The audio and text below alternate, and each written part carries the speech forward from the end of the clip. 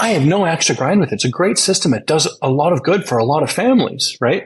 The only reason you would have to say that you must have that, no other option, isn't when you're worrying about the kids. I'm not threatened by that at all, right? Most public school teachers I know aren't threatened by it, right? It's the unions and particularly the axe to grind that the NDP has ideologically.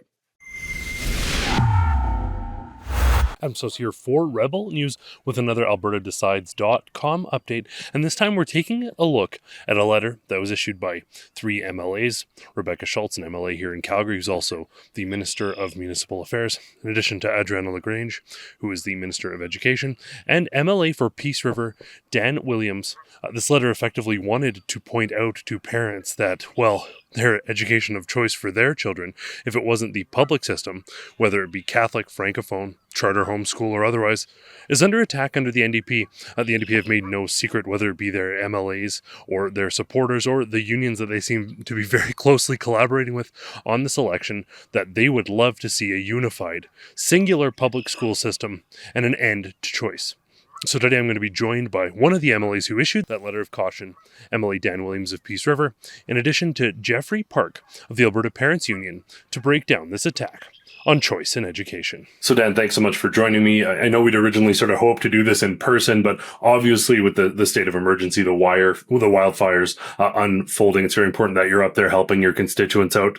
This is an important issue though, so I do appreciate you taking a few minutes aside to chat with me about it. Now we've seen under the NDP government back in the day, 2015, that atrocious time where they formed government, that there was a sentiment towards, but maybe not a complete enacting of the stripping down of religious education. Certainly it is a sentiment that is shared by a number of their radical MLAs, and one that is being pushed by the unions that seem at least remotely to be helping them out a little bit on the campaign trail. With all of that, was there sort of a specific moment or specific instance that motivated you and a number of your other colleagues, 3 of you, to issue this letter in defense of Catholic education?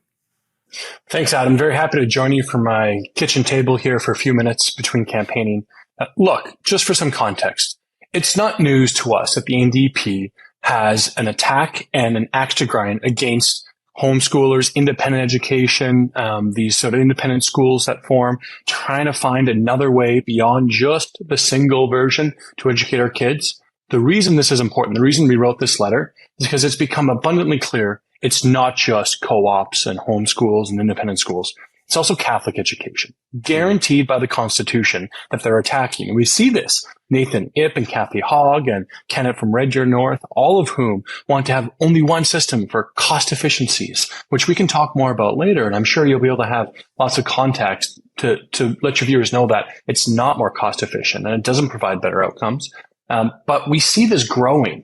And we kind of see the mask slipping in the NDP during this campaign period because they have to run candidates all across the province. And some of these candidates let some of their crazy views that they hold come out. The ones that frighten parents that say, I'm really happy with my Catholic education. I think there's a lot of value of having choice in that education. I think there's good for the public for folks to be able to choose the education that best fits the needs of the students of that family. And so it was important for us as conservatives to say, now is the time for parents to get this information.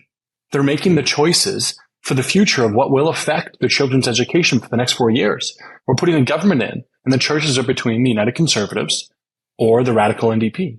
And if we don't show it to Albertans and families and parents now, it might be too late before those parents who aren't sure, they won't get to know that information when they make their decision at the voting booth. So it was really important we came out with this as these radical positions of defunding Catholic education, and we can talk more about what that means in terms of a slippery slope and what's further down that rabbit hole for the NDP. But they needed to know, and they needed to know right away. I mean, the gall that they have during Catholic Education Week last week to bring forward these comments, let these candidates stand on their ticket effectively to be nominated candidates, I think is telegraphing, saying we've let you know. If you elect us, how surprising is it that we are going to attack a quarter of Albertans' educational students? 25% of Albertans in our education system are in Catholic education. Even though it's constitutionally guaranteed, they still have an attempt to attack it. We've already seen it with independent schools, homeschoolers. But think of it also, Francophone schools, many of those schools are combined in their divisions, are combined Catholic and public. And many of them are very, very happy with their tradition and choice they have within it. Francophone schools themselves are constitutionally guaranteed.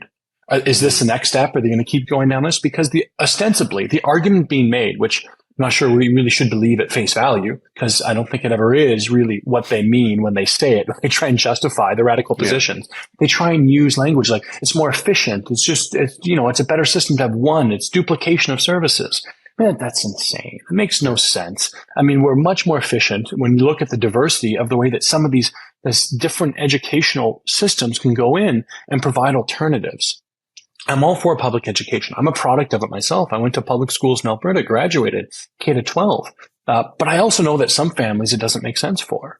Some families, I spoke to constituents in my constituency in Grimshaw previously who are really thankful for a Choice in Education Act that we passed immediately upon getting in 2019, because he worked shift work up in the patch in Fort McMurray and would come back and forth. His kid was a high needs kid. He didn't get any time because when he was home, he was sleeping or the kid was at school, right? Mm-hmm. The ability for that father to be involved in that kid's education and his son's education was really meaningful because he was a high needs kid and parents are an integral part. They're the primary educators, right? That's one example of the kind of thing that I, as a legislator, I can't account for when I say you must, choose X or Y or Z. And it's what the NDP effectively is pushing. You talked a bit, just to go off the comment you made earlier, about the unions and the work that they're doing. Well, the ATA passed a resolution this morning that is effectively saying, urging the government to ensure all charter schools operate under the authority of an existing school board. So what that means effectively would mean an end to charter schools as we understand it. Now, our government has enabled charter schools, whether it's for arts or for excellence in sports or particular academic fields, right? And we're talking about classic schools that have come up. We see this as a net benefit to each of our communities because all sorts of families and children learn differently with different focuses. That's a good thing. Yeah. While the public system continues, they're effectively saying these teachers are going to be under the ATA now. That's what they're really after. I mean, they're trying to broaden their support and their base, right? Their consumption of dollars that come into them because they have more union members, because they don't really have a choice in this. They have to pay union dues when they're in, these teachers. And that's what it's about. And it's going to the detriment of the ability for parents to find education that works for their families and their children. I just find that just despicable.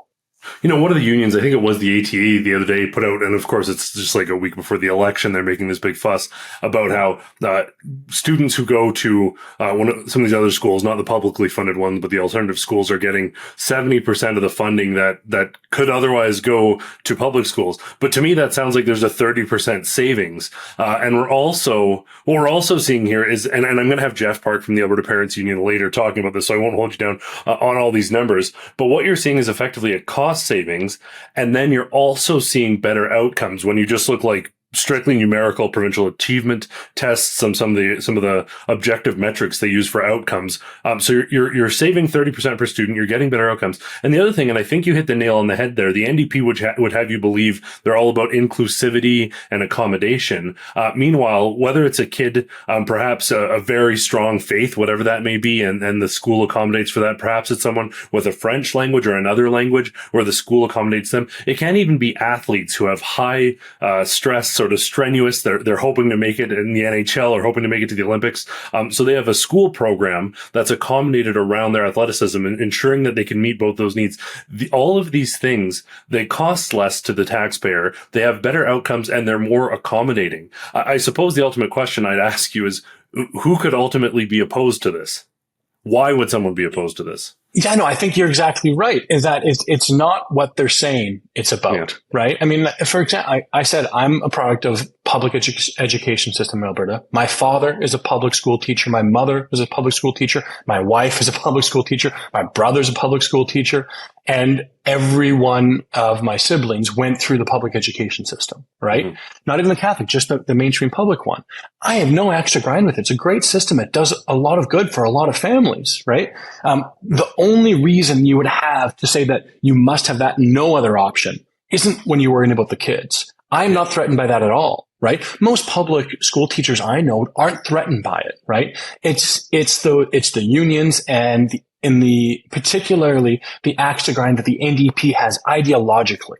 And let's be fair, often because these are institutions of faith. That has a huge part to play in what the NDP is informed by. They see something inappropriate of having people articulate their faith in education and in public. And that's some of the reason they had such an axe to grind against school choice when it came to homeschoolers. And we saw this under the previous NDP reign, right? With court challenges against them, and fallaciously attacking these communities as though they're some sort of problem, but actually are a benefit, not a burden, but a plus. And I'll just and I won't spend time on the numbers because I know you have other guests that'll talk about it, but it's more than a 30% savings because that doesn't include capital cost. Building the new schools, for example, independent schools, homeschoolers, co-ops, they don't use any of those funds, right? The capital costs aren't covered by the province either. That's just closer to an operational. So, I think that if someone's threatened by the ability for the state to provide good public services that fit families and their needs, it's a public good benefit, right? They're threatened because they know either that it's a threat to their system that they have. Maybe the best thing for them to do is say, okay, how do we include? I look at school divisions in my area, and I can talk about a number of them that I work with very closely. Peace River School Division. I can talk about Fort Vermilion School Division, both public.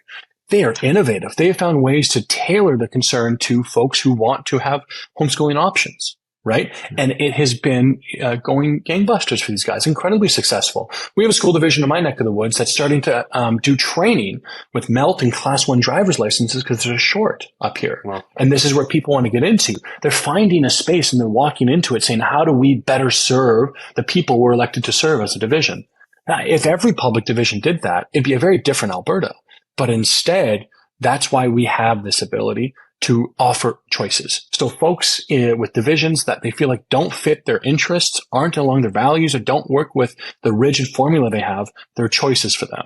And that choice is offered at a discount to government with great educational outcomes, and the families made the choice themselves. That means they're happy with it.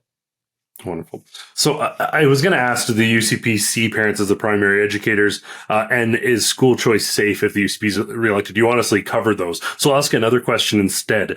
Obviously, this is sort of an ideological bent of the NDP, but do you see them? Last time they got in, it was a bit of a surprise. They perhaps weren't ready. This time, I think they're probably ready to do what I would consider more damage right off the bat. Could you see them actually starting to strip funding from whether it be homeschooling, charter schooling, and ultimately probably the big fish going after Catholic education, publicly funded Catholic education? Yeah, I'm concerned by it. I am. We've seen other provinces go down this road with a radical, progressive and NDP or liberal governments that have done this. It's a threat to public education if you're concerned about the continuation of the Catholic system. There are a number of folks within the NDP that'll say they support Catholic education. They have candidates that are former Catholic school trustees. They have candidates that have been involved in education for a long time. We don't hear Sarah Hoffman or Rachel Notley saying, no, it's not true. You're safe. We don't have them telling the ATA, no, we support charter schools. We're not going to walk that back. No. Nathan Ip isn't an appropriate candidate for us, and he's not going to continue to run for the NDP because of his radical position on alienating 25% of the population that currently has their children under Catholic education. They have that choice. None of them are saying it. None of them are whispering it. They're just staying fixated on their radical positions, and in their mind, this is what they're thinking. If we get in any way, right? If we're mum about it, we stay quiet. Once we're in, we have a mandate. You guys all knew. Didn't you see Rebel News and, the United Conservatives wrote a letter and then they covered this? You should have known.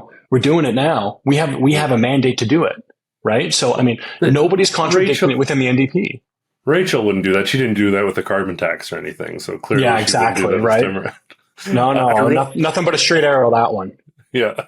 Well, I know you're busy on the campaign trail. I really appreciate your time. We'll continue to follow the story. For parents out there, very often choice in education and schooling is a principal concern right up there with healthcare, the economy, jobs. So I do appreciate you taking time and speaking with me. But we'll let you get back on the campaign trail. Thanks so much.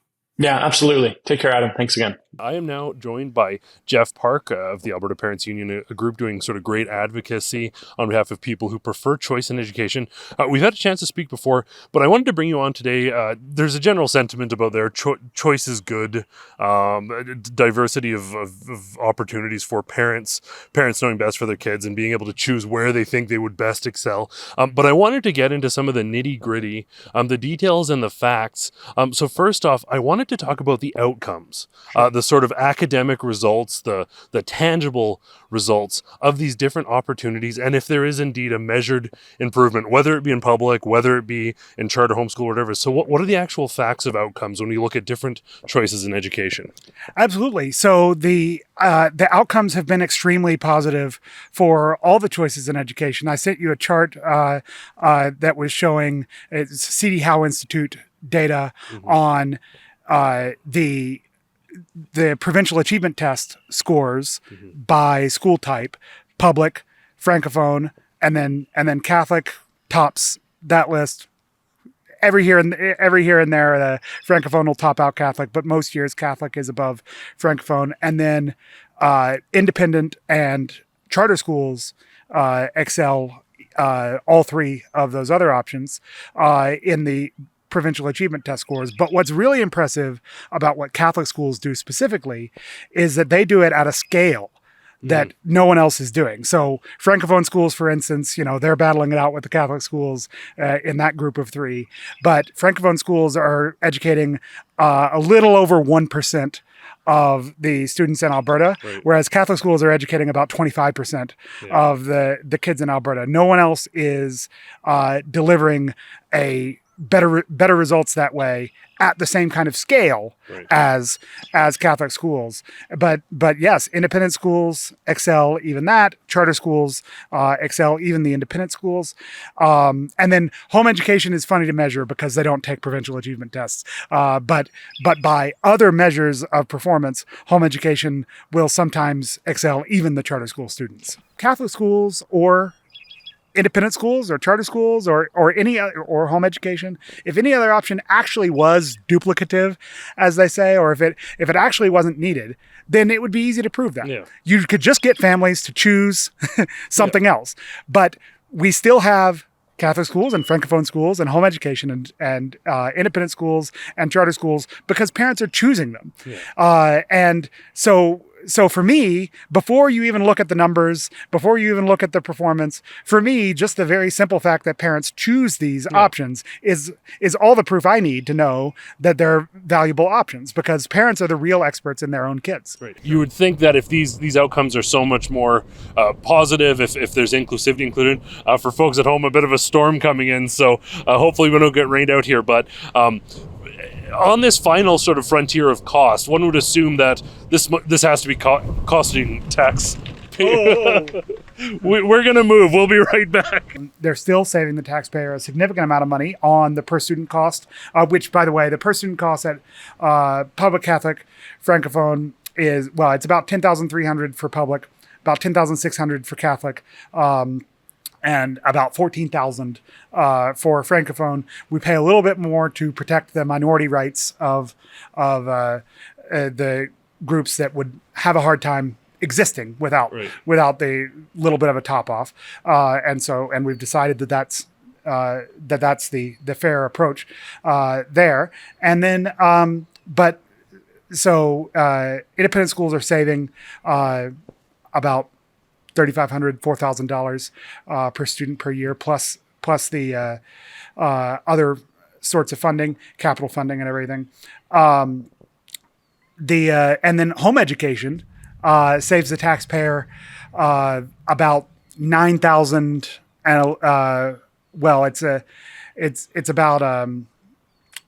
about $8,500 per student per year that home education saves the taxpayer on that student. For many parents out there, choice in education, that fundamental right to decide the type of education and formation your children will receive, is paramount. So we look forward to continuing to follow this story. The election taking place on Monday will determine whether many of these systems do indeed face attack and face a loss of funding. We're going to follow this story however it unfolds. As always, I want to thank you all so much for tuning in. For Rebel News, I'm Adam Sos.